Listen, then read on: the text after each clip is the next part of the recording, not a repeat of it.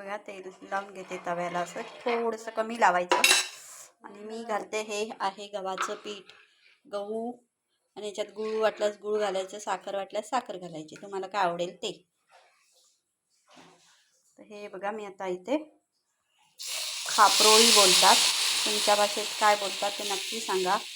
आताच्या जमान्यात मालपोहा बोलतात.